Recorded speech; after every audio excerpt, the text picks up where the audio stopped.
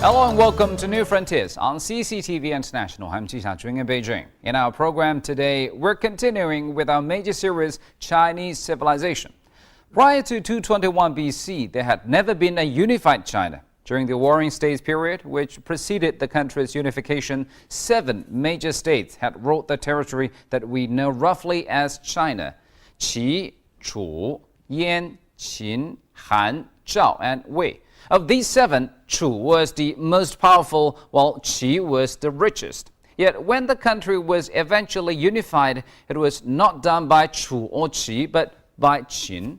Well, historians have long argued over how it was that Qin was able to supplant all its rivals. One thing that most of them agree on is that a major factor in Qin's rise to power was Shangyang's reforms.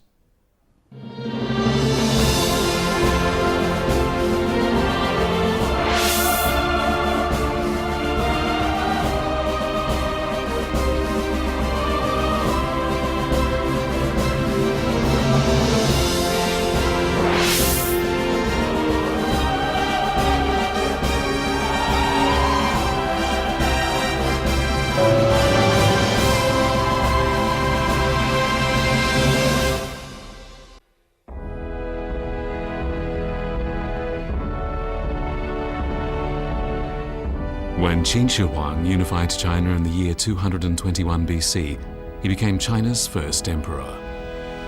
By the time of the Han Dynasty Emperor Wu Di, who reigned from 141 BC to 86 BC, a multi-ethnic nation dominated by the Han ethnic group was firmly established. The main currents of Han culture had taken their basic shape, and China was becoming known throughout the world as a powerful nation that was politically and culturally advanced. Within this great united country, all ethnic groups were able to give full expression to their creativity, and together they created Qin Han culture, the accomplishments of which have been a source of East Asian pride ever since.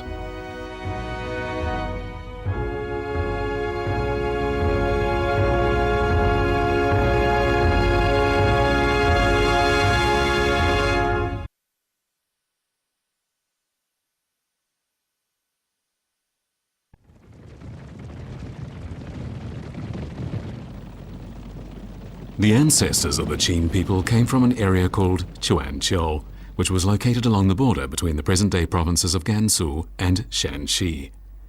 Later, the Qin ruler moved his capital to Yongchang in present-day Fengshan County, Shanxi province. During the spring and autumn period, the Qin lived in the far west of the China of the time, and the rulers in the east of the country looked on the Qin people as uncultured barbarians. But they were wrong. Like the people in the East, the Qin also revered the rites and music of the culture of the great Zhou dynasty, and many Qin temples had bronze bells hanging in them just like the one seen here.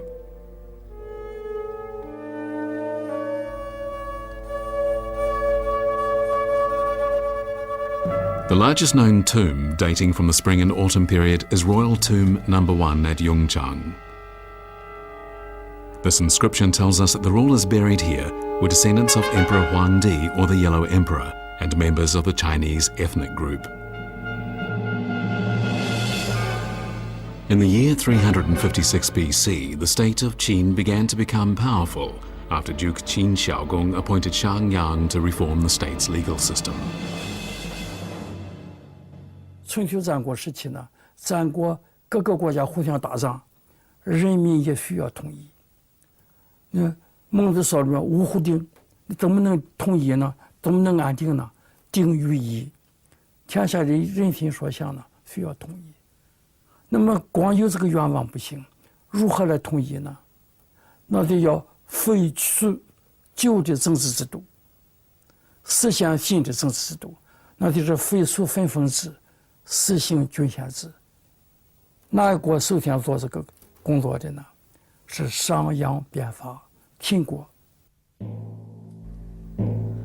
After Shangyang instituted political reforms in the state of Qin, the hereditary rights the nobility had enjoyed were abolished, and all rewards and punishments were based on military accomplishments. 在天下上有功的当官，无功的呢，不在天下打仗的，但是在国内在行政机构有功有劳，天天上叫功，后方的也有功劳的叫劳，凡是有功有劳的呢，提拔了当官，这些人就代替了旧贵族。这是商鞅的政治改革的根本的一条。Another basic pillar of Shang Yang's reforms was the policy of developing the economy by emphasizing agriculture. Qin law stipulated that anyone who destroyed or misused public property had to compensate for the loss. If someone used a broken iron agricultural tool that should not have been used, he wasn't fined, but his name was recorded in a book.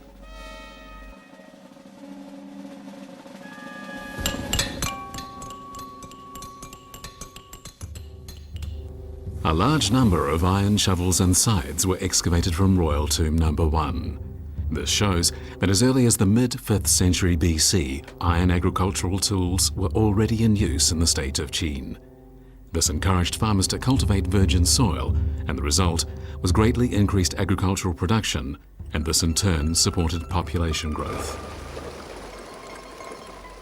Abundant harvests of grain led the rulers of the state of Qin to have granaries built throughout the kingdom. A granary in the capital, Xianyang, could hold 3,000 tons.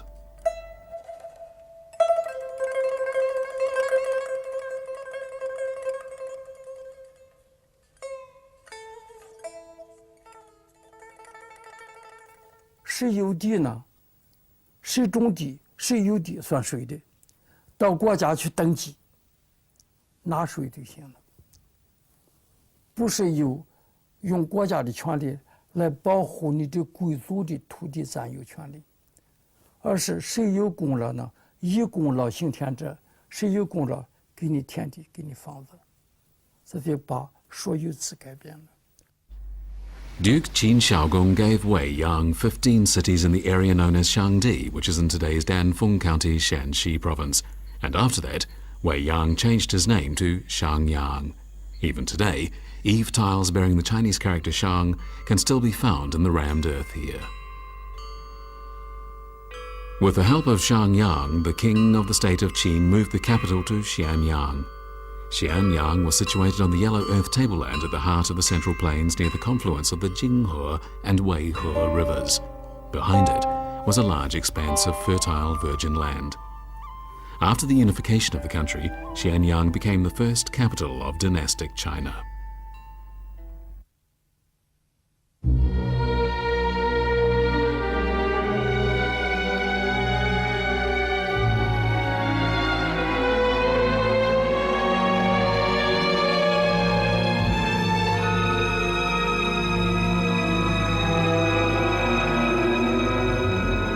In the 100 years following Xiangyang's legal reforms, the state of Qin rapidly became the most powerful of the warring states.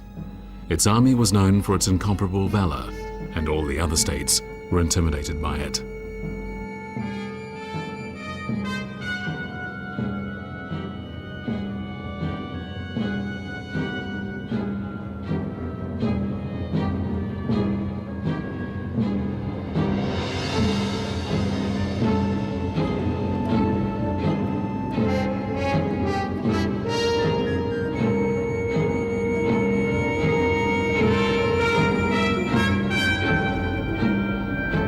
In the year 221 BC, the king of the state of Qin unified the country, ending the division of the nation that had lasted for centuries.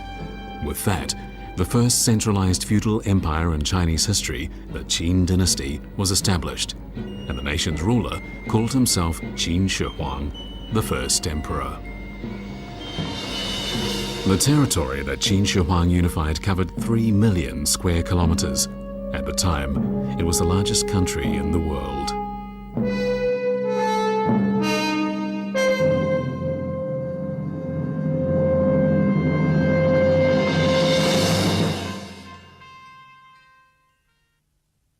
North 边呢，到现在的这个应该就是长城沿线，啊，从辽东半岛西部到这个甘青一带，南这个东部呢到现在的沿海，是吧？就是我们的渤海、黄海、东海，甚至南海。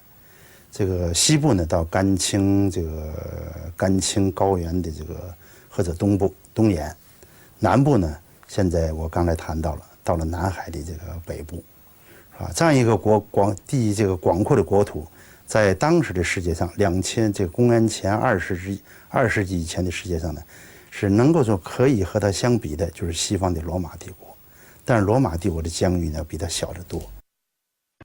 There is an old Chinese saying, to rule a country is far more difficult than to win it. And suddenly, Emperor Qin Shi Huang faced a major challenge in establishing his authority over such a vast territory.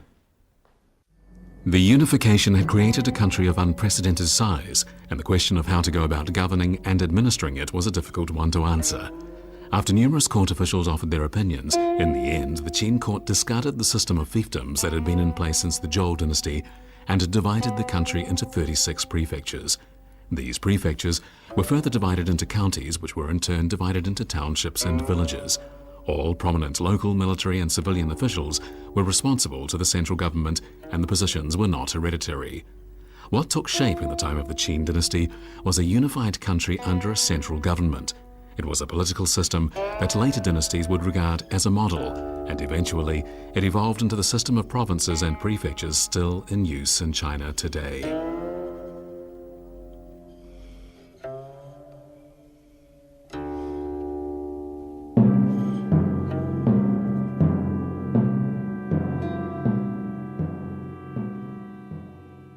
我说秦始皇建立的中央集权制度呢，它有2个大前提，第一个是多民族的，第二个是大一统的，在这个基础上形成的国家制度，那么这叫多民族大一统中央集权制度。The land of China was spread over a vast territory, and there were minority ethnic groups in almost all parts of it, especially in the middle and upper reaches of the Yellow and Yangtze rivers and north of the Great Wall. In addition, there were numerous clans of the Yue ethnic group in the south, while from Yunnan to Sichuan lived the Yi ethnic group. In Guangxi, there were numerous smaller ethnic groups. During the Western Han Dynasty, counties with high concentrations of minorities were called Dao, that is, ethnic autonomous counties. This was a system that had its origins in the Qin dynasty.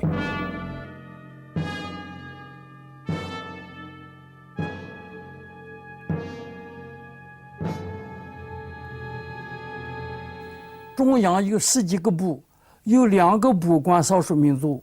那从中央的角度来说，对于少数民族的重视已经够可以的了吧？是吧？你说这2个部是为了打仗，不是，是为了协调民族关系。这种协调呢，主要是容纳。所以我说秦始皇呢，他这个中央集权国家呢，第一条是多民族的国家。During the Warring States period, each state had its own currency, and the size and shape of the coins differed from state to state. After unification, Qin Shi Huang ordered that the currencies of the 6 conquered states be scrapped, and that a new universal currency system based on Qin currency be adopted.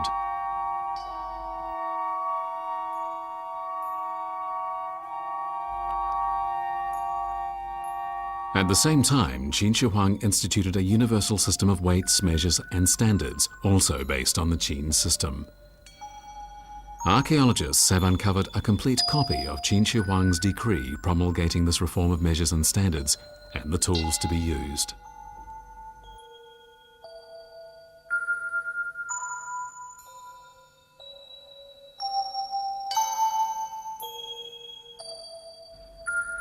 In the field of transportation, Qin Shi Huang decreed a standard track width for carts.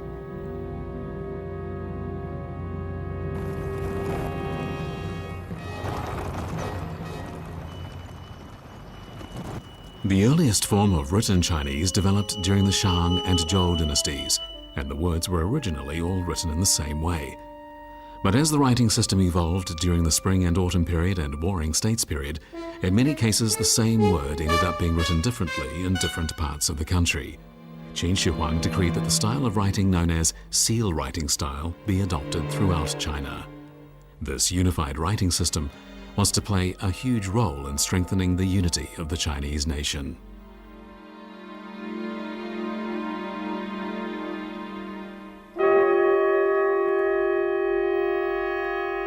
Although we are separated from the Qin dynasty by more than 2,000 years, archaeologists are constantly uncovering evidence of its past glories.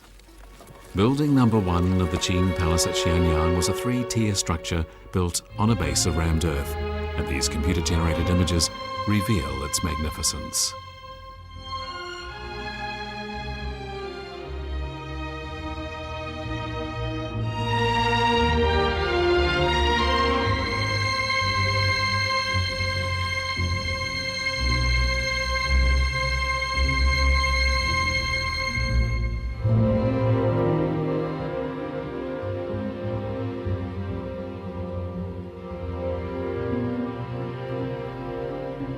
The ruins of the Great Hall of the Palace not only yielded a large number of hollow bricks decorated with bas-relief dragons, but also the earliest wall mural from a royal palace in ancient China.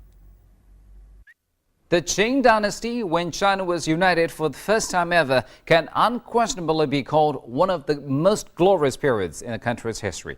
And there can be no more powerful symbol of Qing's glory than the magnificent terracotta warriors and the tomb of Emperor Qin Shi Huang, not to mention the Great Wall. In the spring of 1974, China's central plains were experiencing a severe drought, and so some peasants in Shanxi decided to dig a 5-meter deep well in search of water. But instead of finding water, they uncovered a magical world dating back more than 2,000 years. It would turn out to be the greatest archaeological discovery of the 20th century. 2 years of exploratory work revealed that buried at the site was a massive quantity of warriors and horses made of terracotta. Their purpose had been to protect the tomb of Qin Shi Huang, the first emperor of China. After the site was excavated, it was found to contain terracotta foot soldiers, charioteers, and mounted warriors, all of which were commanded by officers whose ranks were distinguished by the armor they wore.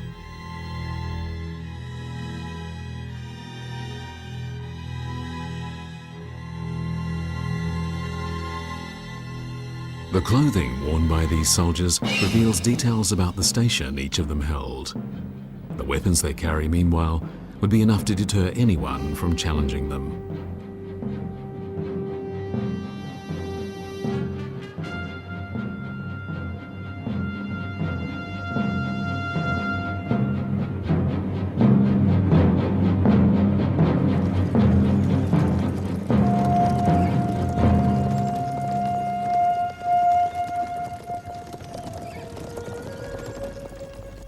A complete inventory of the 3 burial pits reveals they contain nearly 8,000 terracotta warriors and horses, and more than 140 wooden chariots. Due to Xiangyang's legal reforms, the military power of the state of Qin became highly centralized. No troop movements involving more than 50 men could occur except by royal command, and such commands had to be accompanied by a tiger-shaped tally that guaranteed their authenticity. One half of this tally was held by the emperor, and the other half by the general. In 215 BC, the Qin general Meng Tian led an army of 300,000 to take control of the Yin mountain range and the plains to the south.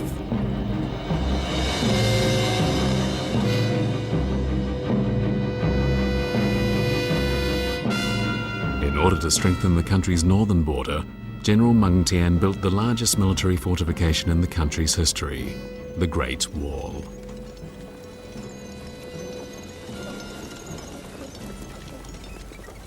The western starting point of the Great Wall is in present-day Minxian County, Gansu Province. From there, the wall stretches more than 5,000 kilometers eastward into the Liaodong Peninsula.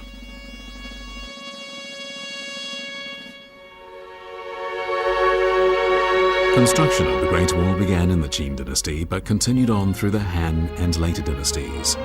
It would become one of the great wonders of the world and a symbol of the enterprising spirit of the Chinese people.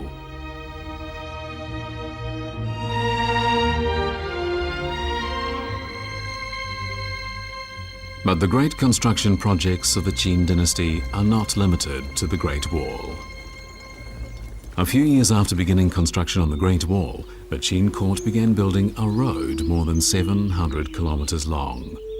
This ancient highway runs north and south from present-day Shanxi deep into Inner Mongolia.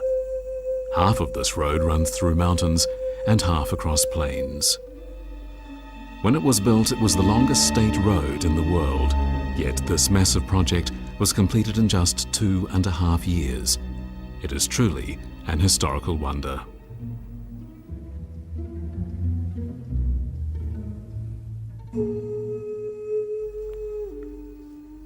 In the year 220 BC, the chief minister of the Qin court advocated building a road eastward to Shandong and then south to the lower reaches of the Yangtze River. It was to facilitate the high-speed travel of the time, and as such, it was to be the world's first superhighway. After he unified China, Qin Shi Huang went on 5 inspection tours of the country, and on 3 of these trips, he took this highway, which is known as Chidao Road.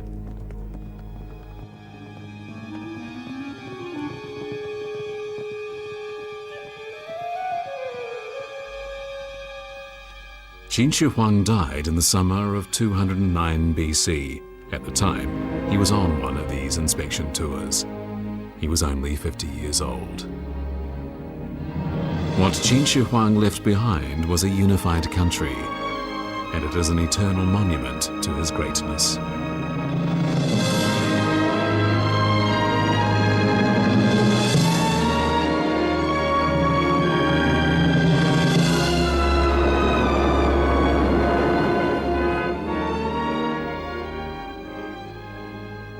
The lands on both sides of the Great Wall are the native soil of the Chinese people. But during the Han Dynasty, the Great Wall was looked on as a shield protecting the farmlands of the Central Plains from incursions by the nomadic tribes to the north. However, the wall couldn't stop cavalry from beyond China's borders from striking at the heartland.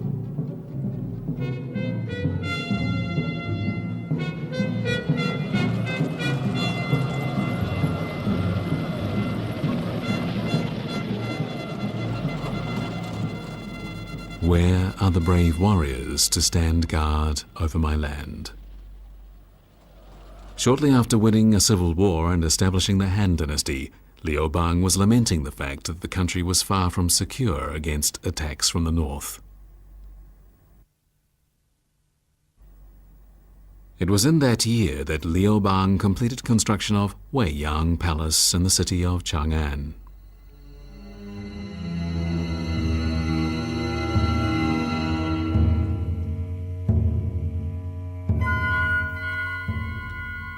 These are the remains of the capital of the Han Dynasty at Chang'an, which lies on the south bank of the Weishui River. Work began on the capital in the year 202 BC, the first year after the establishment of the Han Dynasty. However, although the city's name means eternal peace, the city was far from peaceful. Cavalry from the north frequently crossed the Great Wall and on one occasion even made it as far as the outskirts of Chang'an itself. At the time, the Han court was still relatively weak and was not yet strong enough to stand up to these nomads from the north. Within just 2 years of the death of Emperor Qin Shi Huang, the dynasty he founded collapsed. Incredibly, considering the numerous splendid historical and cultural relics it left behind, the Qing dynasty only lasted for 15 years. Thank you for staying with us on New Frontiers and tuning in again next time when we'll continue with our major series about Chinese civilization. I'm Ji Xiaojun from CCTV International. Bye for now.